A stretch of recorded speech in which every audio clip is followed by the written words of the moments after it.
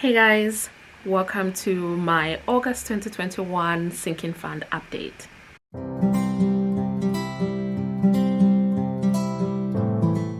Hey guys, welcome to Budget with a July Dreamer. My name is Miranda, and on this channel I talk all things personal finance, specifically sharing tips on how to save, how to invest, as well as how to budget. If these topics interest you, then do not forget to subscribe to my channel as well as give this video thumbs up.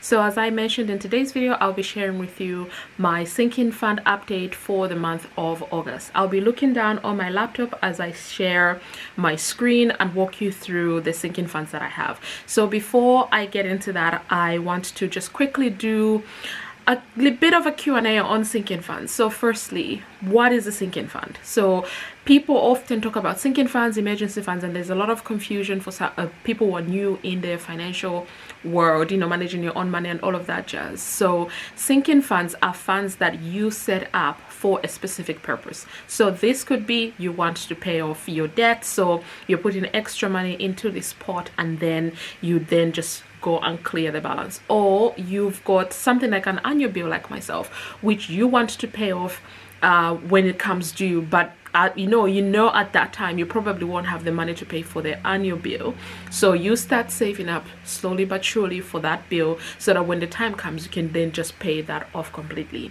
Whereas your emergency fund, obviously it is in the name, you save for future emergencies. You don't know what those emergencies will be, but if any emergencies do arise, you will have that money ready to spend on an emergency fund. So do you need sinking funds? Personally, I think you do, whether you're paying off debt or you're saving for a specific reason. I personally set up my sinking funds because I know that there are certain bills, annual bills, that I would like to have the money ready for when they're due. So I think I've got about 8 or 9 annual bills that will be due in March, April of next year. So what I decided to do is to make sure that I save up for them. So but obviously I don't have a lot of spare money in my budget, so this is why every single month I'm putting the little that I have towards those goals, and then when the time comes to pay off those goals, I will have the money ready. So I'll look down now on my laptop as I walk you through the sinking funds that I have. I'm putting them all under the category annual bills, even though some of them are not annual bills, but that's what I just call them for simplicity for my own personal finance. So the first one that we have is buildings and contents insurance from my house. So for that one, I'm always budgeting to put a little on the side, so £25, and for this month of August, I was able to do exactly that. So I was able to put £25 aside for the sinking fund. So I didn't have anything at the beginning of August because I just started putting money into this sinking fund. So now my ending balance is £25, which is 8% of my total target, which is £300. For my car maintenance, so for my car maintenance, this contains car insurance, general car maintenance, and MOT, which I do have MOT coming up next month, the month of September. So I will be using this sinking fund in the month of September. So because it covers a little bit more than just one item, I'm putting £50 extra every single month into this sinking fund. So that's what I was able to save. I started off with £300 at the beginning of the month, and I now have £350, which is 35% of my £1,000 target. So I put it as £1,000 purely because I just thought, okay, MOTs normally cost anything between $200 to $250. That is just to check the car in case this is when there are no repairs. Actually, there's no repairs required. And then sometimes I need like £500 for certain repairs for the car. So this is why I thought £1,000 was a good amount. Christmas, obviously this is something that comes around every year. We know when it happens. We know we've got families that we want to buy present for, and also if you don't have anybody to buy for you, this could just be you saving for yourself.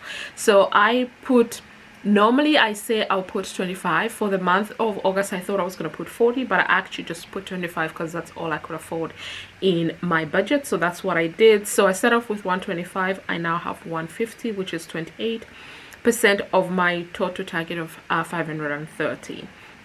Cancel tax, for this one, even though there's no benefit to me paying it off annually. I just feel like to remove a lot of bills from monthly repayment, I think is better for me, than because I'm getting tired of having to make the same payments every single month, and you know, I don't have much room to do other things that I want to do. So this is why I'm saving up for this, and I'm putting 25 pounds. This is what I said I wanted to put in, and that's exactly what I put in. Again, because this is the first time I'm putting anything in this fund, there was nothing, so my ending balance is 25 pounds, which is 1% of my total target of 1,700.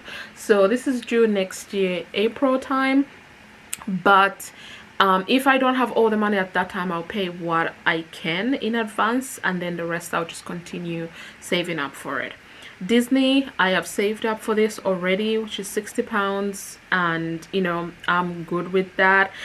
Gifts, this is something that happens every single month in my life. I seem to have birthdays 12 months of the year for other people, obviously including my own birthdays, my parents, my siblings, all of that jazz. So I decided I'm gonna start putting a little bit more, because from July I think I had 4 birthdays, which cost a pretty penny. August I had 2 birthdays, and I think I have only one birthday next month, and that's my mom's birthday. So I decided to put in a little bit more in the month of August. So I budgeted 65, I put in 100, and I used 68 pounds 40 of that. So I now only have 31 pounds 60 left in the sinking fund. So hopefully by the time my mom's birthday comes around, I will have a little bit more to buy her, more than just a card and flowers and chocolate. So this is 6% of my total target of 530. So even though I have a target for this fund, this actually is a rolling one, because I do spend from it every single month, but I just put the target for consistency. But I'm not actually looking to save just that much, like with other funds, like, you know, Disney, where I wanted to save 60 pounds for the annual fee, and now that it's, you know, all saved up, I don't have to do anything. No, for this one, it's rolling, it's continuous. Holiday, it's the same thing. This one is continuous. I wanted to save 75 pounds, and that's what I've put, because I do have a couple of holidays coming up and I didn't spend anything, so I do have that 75 pounds saved up. Home insurance, home emergency insurance, 20 pounds is what I thought I was going to put in, by putting 30. I started with 50. I now have 80 pounds saved up, so that's 40% of my 200 pound goal. My home maintenance, so this is for things like toilet paper, kitchen roll, cleaning supplies for my house and all of that stuff. So I said I wanted to put 100 pounds, and I did put in 100 pounds. So, but then I had to spend some money for that, for some toilet roll and stuff like that. So it cost me 26 pounds and 99 pence. So I now have 73 pounds and 1 pence saved.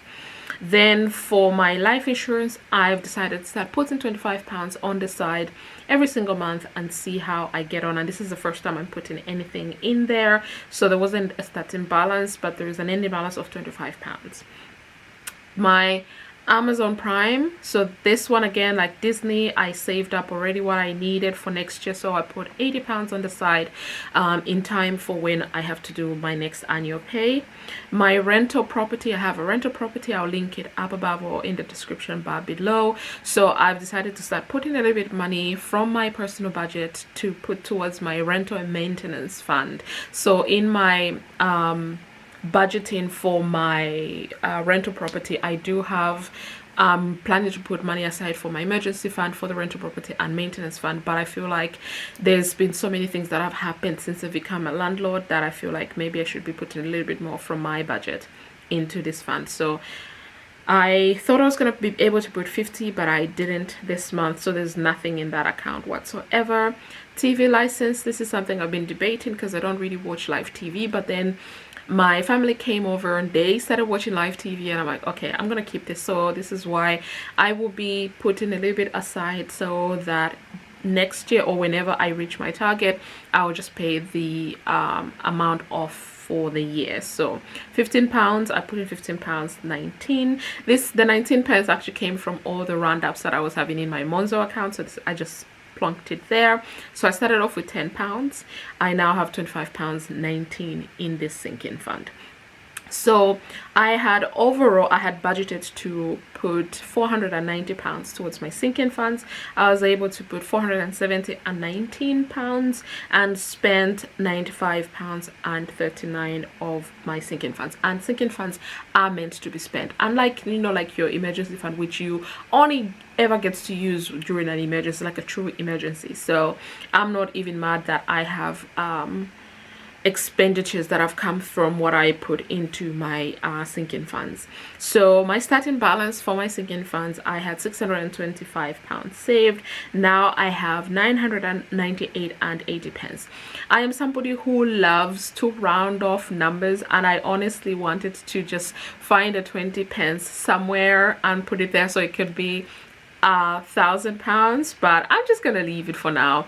I think I'll do that for the September update. You know, by then I'll probably would have added a little bit more money in my sinking funds anyway. So I'm 10% saved for my overall target of £10,160. So I'm really happy with this. I'm really happy with how much I've been able to save so far for my sinking funds. And for those of you who have sinking funds, let me know how many sinking funds you have, because how many is too many? Because sometimes I remember I started with like 7, then I was getting confused because I kept 7 different pots, not 7 accounts, 7 different pots. So my Monzo account, I think many people are familiar with Monzo, but it allows you to create various pots for different things. So this is where I keep my sinking funds. It's an easily accessible account, but not with my normal banking.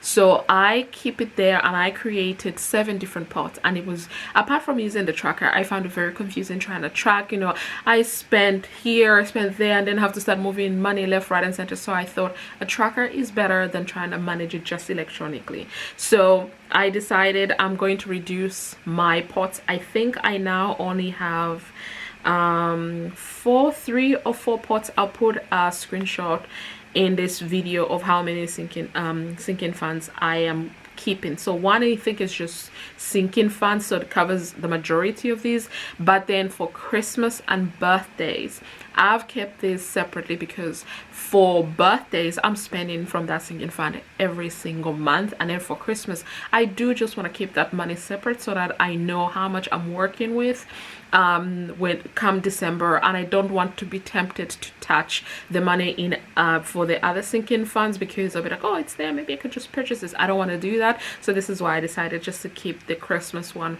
separate, similar to the birthdays as well. So yeah, this is all I wanted to share for my sinking funds for the month of August.